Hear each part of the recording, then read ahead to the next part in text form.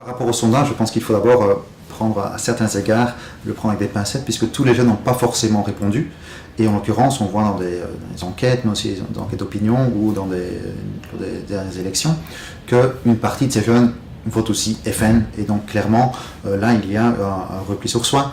En tout cas, c'est une génération aussi où le vote FN est bien plus important que lors de générations précédentes.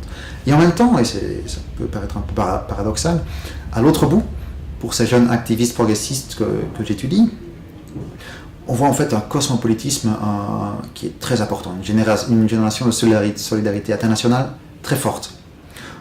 Et peut-être, de manière tout à fait surprenante pour moi en tout cas, ce qui est le plus changé par rapport à la génération précédente, ce serait le rapport à l'Europe. L'Europe qui, auparavant, était perçue comme l'avenir. L'Europe, c'était des progrès sociaux qui avaient été engagés grâce à l'Europe. C'était aussi un premier pas pour aller vers le monde. Et donc on parlait d'Europe cosmopolite avec Ulrich Beck, Habermas ou d'autres. Et donc en étant européen, on devenait citoyen du monde. Aujourd'hui, ça a beaucoup changé pour ces jeunes progressistes. Aujourd'hui, ce qu'ils me disent, c'est que l'Europe, c'est le marchepied du néolibéralisme. Eux me disent que toutes les mesures qu'ils ont vues sont néolibérales. Je ne dis pas que c'est forcément le cas, c'est leur représentation.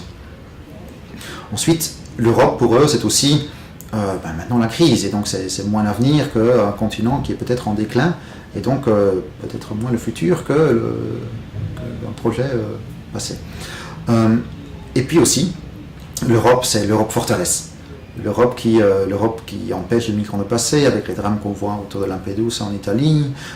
Et donc, il y a là, quelque part, alors que l'Europe était la première marche pour aller vers le monde, pour devenir citoyen du monde, aujourd'hui, c'est aussi une Europe qui est une barrière pour beaucoup de ces jeunes activistes progressistes.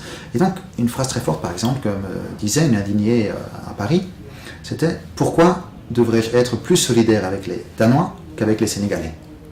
Et en effet, on voit bien là, pourquoi est-ce qu'il faudrait que l'Europe soit l'espace de la solidarité, et pourquoi ce ne serait pas le monde.